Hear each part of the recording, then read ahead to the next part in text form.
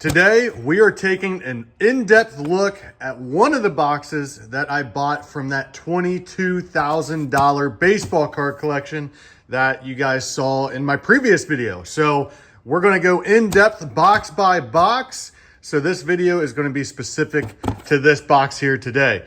So we're gonna get started with the baseballs here. So I'm gonna move this box out of the way to give myself a little bit more room. First up, we have a Johnny Bench, and it's inscribed there. It's on a Gold Glove Rawlings ball, so that's kind of neat. The stitching is actually gold instead of the standard red, so that's kind of a nice feature there.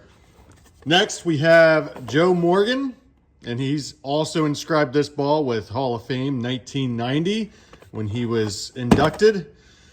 This is a Ken Griffey Jr., and it's a little turned in the box there, but that is a Ken Griffey Jr., so that's a really nice one there. We've got yet another Johnny Bench here.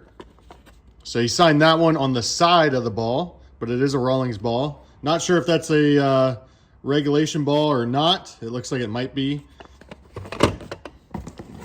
We've got, who's this? Chris Sabo from the Reds, of course, and he's inscribed it with the 1990 World Series champs. It's always nice when you have that little extra bit in there. And last, we've got this Tony Perez, and it is also inscribed with Hall of Fame 2000 when he was inducted into the Hall of Fame. So that takes care of the baseballs. Let's get to the cards and the other miscellaneous items in this box. We'll start with the largest, and we'll kind of work our way down. Here is a Gary Nolan Partridge card, and these are actually decently difficult to come by. There's a lot of collectors for Cincinnati Red stuff, and this is actually a really nice example in a PSA 8. I was just on one of my Facebook groups the other day, and a guy actually completed this set, which is really difficult to do. So we'll set that aside there. And we'll go ahead and grab the second largest item there.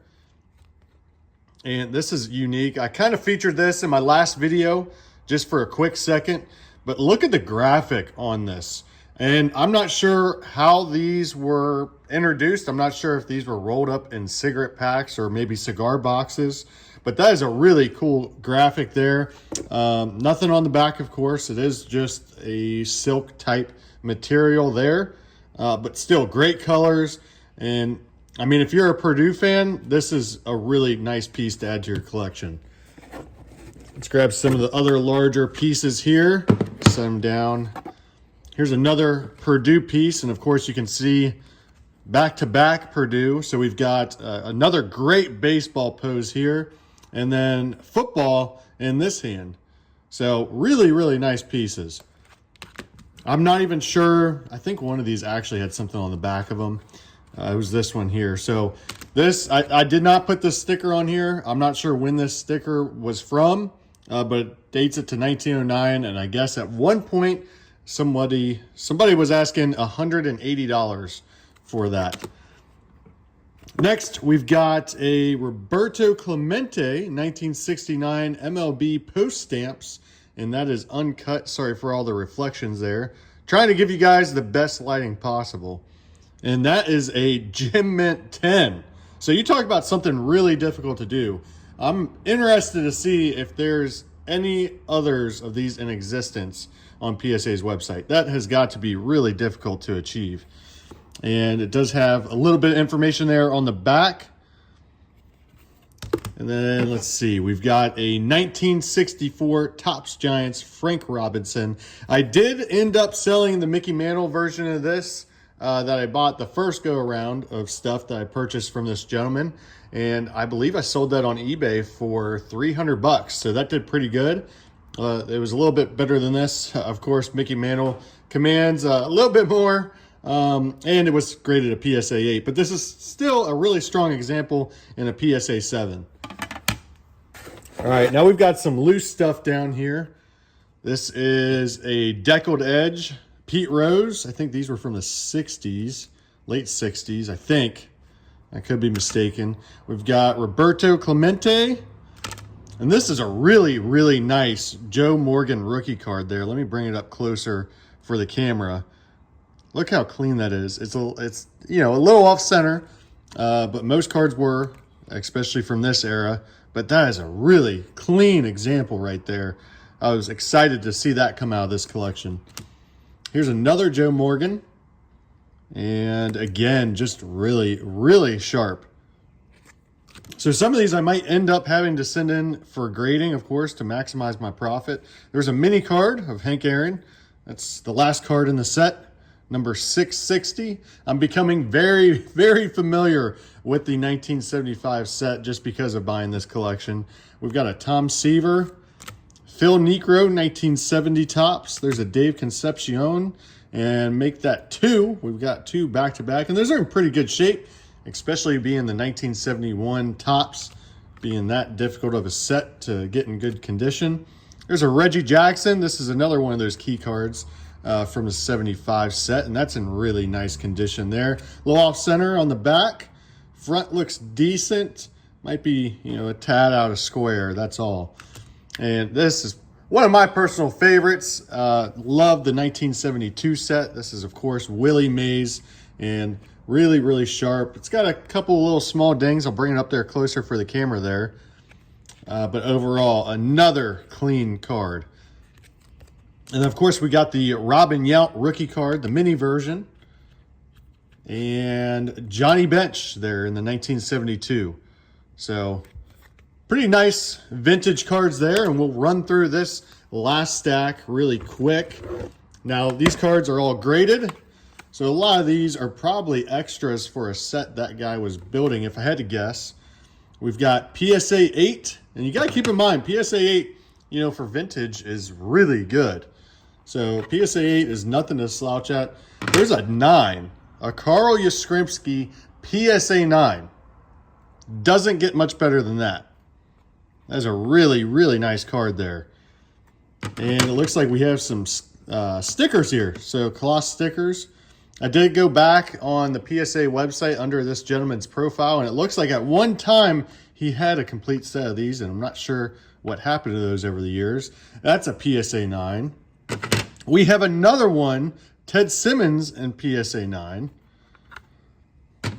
Rich Gossage, that's an 8. Another 8 there, and a 9.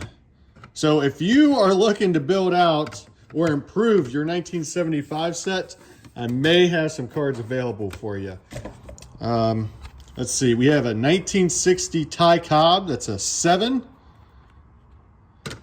There's another 8 for the 75 set. And then 1971 Dell Team Stamps PSA 9 Johnny Bench. I actually think there was a couple of these. So great looking card there. I don't have any experience with these at all, so it looks like they give you a little bit of information on the back. Here's an OPC, PSA 8 Johnny Bench. OPCs are always nice, and it looks like for the OPCs, they did have different backs for the 1979 set as well. Again, I don't have a lot of experience with those either.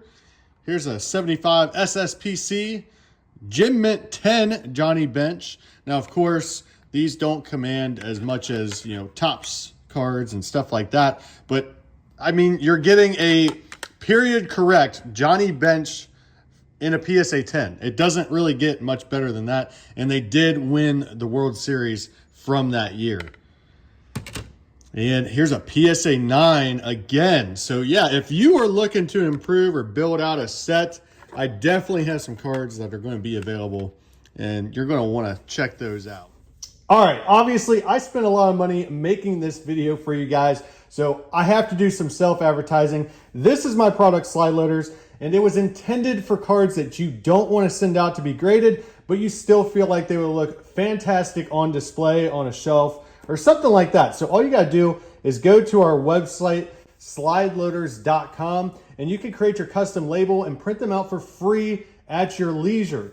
So it's a super fun product. You get to customize your cards exactly the way you want. No more boring labels, and they look great on display. We've got a Joe Morgan PSA 8.5. And that is a 1968. Really nice looking card. And I know I keep saying that over and over, but this is truly an impressive collection. You don't really see this too often. It's not, you know, every day where somebody comes off of cards like these. We have another Joe Morgan there in PSA 8. I have a couple of these. I had never seen these before. These are 71 Fleer World Series cards, PSA 8 and 7. So I'll have to look into those. I'm not sure what something like that would be worth, just because I've never seen it before. And then, of course, we have another 1975 PSA 8 in Tony Perez. And then there's that second one I was telling you guys about. So these are really interesting cards. And if you are a Cincinnati Reds fan and you are all about Johnny Bench, this is absolutely perfect. All right, so there you have it. This has been a really neat box of cards to go through, and I honestly probably have about 10 more boxes that we still have to get through, so we are just scratching the surface. Make sure to like and subscribe to this video. I will see you guys in the next one.